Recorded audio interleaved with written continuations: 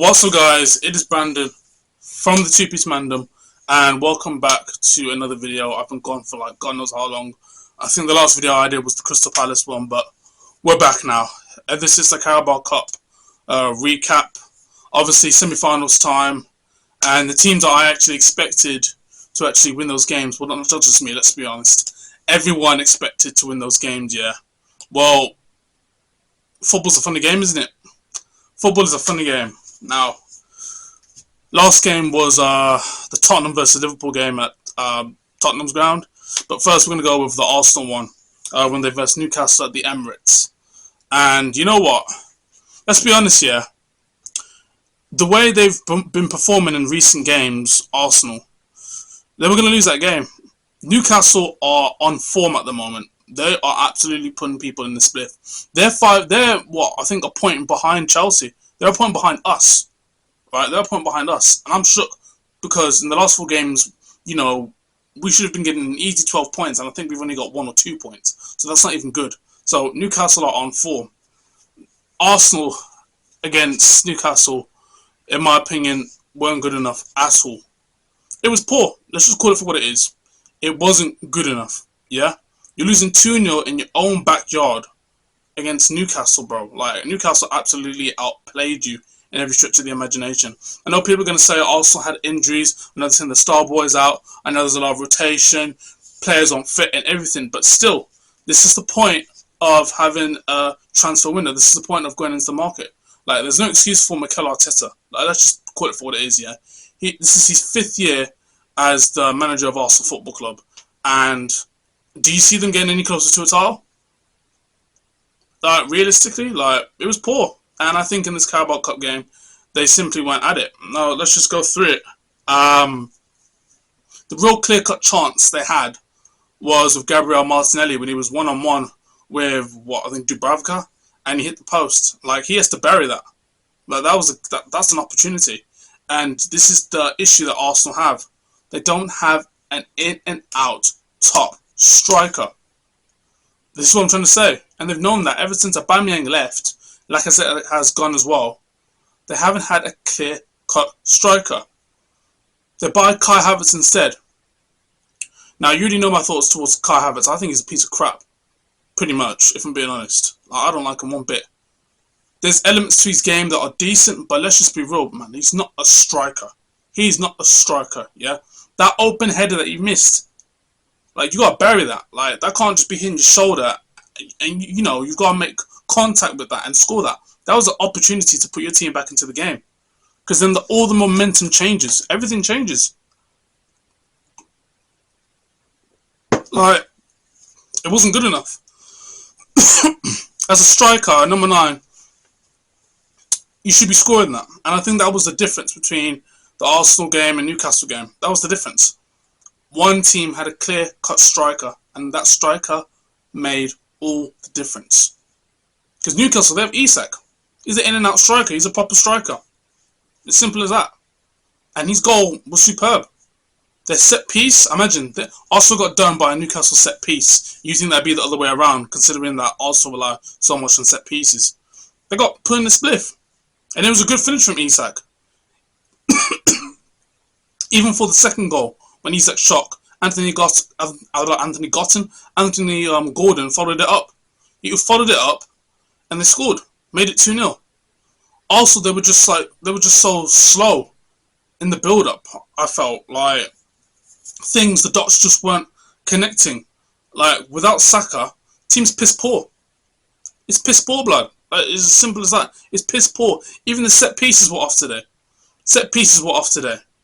Like, we gotta be honest with you, right? And, you know, bringing off Thomas Partey for Jorginho, like, what's that gonna do? Like, it wasn't good enough at all. Poor performance from Arsenal, but brilliant from Newcastle. I think most people don't want to give Newcastle credit. People want to say how bad Arsenal were, and that's why Newcastle won the game. But you have to give Newcastle a lot of credit. Tonali, he ruled that midfield. Joe Linton ruled that midfield. I think all the Newcastle players played well, in my opinion. Anthony Gordon, ISAK, even Jacob Murphy. Everyone played well. The defence was sharp as well. They had players out. They had Fabian Schär out as well. Like, Newcastle played well. Like, even Hall ex-Chelsea player. He played well at left back as well. Like, credit to Newcastle. It's not easy to go to the Emirates and, you know, get a win there. It's not easy at all. Like, you have to be honest. Even considering how bad Arsenal are performing at the moment, it's still not easy to do that. So, yeah, overall, Arsenal just weren't good enough. They need a striker. This is a January transfer window now, and they need to buy a striker. It's as simple as that. Like, you know, don't look for another left back because you've got 3 bloody left backs. You know, get yourself a number 9 striker right now. Simple as that. If you get that, that is the difference between you being second and you winning the league. It's as simple as that. As simple as that. So yeah, it was poor from Arsenal. Poor. Moving on to the Liverpool game. Liverpool versus Tottenham. Tottenham versus Liverpool. This was at Tottenham Hotspur Stadium, and I expected another battering. Like, you know, we saw in the Premier League where Tottenham got put in a spliff and they lost 6-3 against Liverpool. Like, it was a good performance from Tottenham. I can't lie. No Mickey van der Ven, no Romero. You know, all there was Pedro Porro.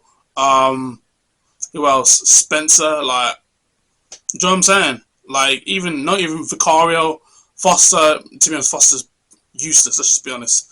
And they played Kinski in goal. Brilliant. Like, Tottenham actually played well. Like, I think their main player that they had was probably Heung-min Son, Brennan Johnson. He's rubbish, and Dominic Solanke. Like, Bergvall got his first goal as well. It was good, but I felt from Liverpool just weren't on it. That's just what I feel. I feel Liverpool weren't on it. Liverpool really weren't on their game. They weren't playing well at all.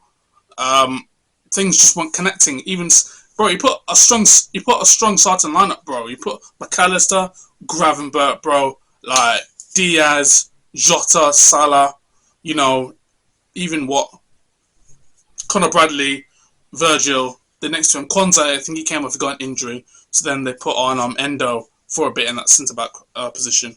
And then left-back, who they played, they put Timiskas. Bro, Liverpool should have won that game 4-0. Honestly, they should have won it 4-0. They had chances upon chances to hit count on the break, but it was just a pass in the final third. Cody Gakpo as well. He had a couple of chances trying to make something happen. It just wasn't flowing for Liverpool. I don't know what it is. Football's a dodgy game, man. Like, it's a funny game. Like, I kind of felt as though if Tottenham get that chance, they were going to get that goal. You can tell Tottenham can't go toe-to-toe with Liverpool. So they were basically going to hit them on the counter. It's as simple as that. Did I drop something here? Oh, I did. Yeah, so you knew that Tottenham were basically going to hit them on the counter. And it was just a matter of time. Like, it was going 0-0 throughout the game. And I'm watching the game and I'm thinking to myself, mate, Tottenham are going to get a goal, you know. Tottenham are going to get a goal. Simple as that. Bergvall, I think he played well, trying to cope with McAllister and Gravenberch. I still even think McAllister and Gravenberch had a good game. It was just that nothing was connecting. No passes were connecting. The final third passing wasn't there. I think at times, when Curtis Jones had the ball and Liverpool could have broke, he kind of put the ball back and slowed down the play. Like, it wasn't sharp. Liverpool just weren't on it.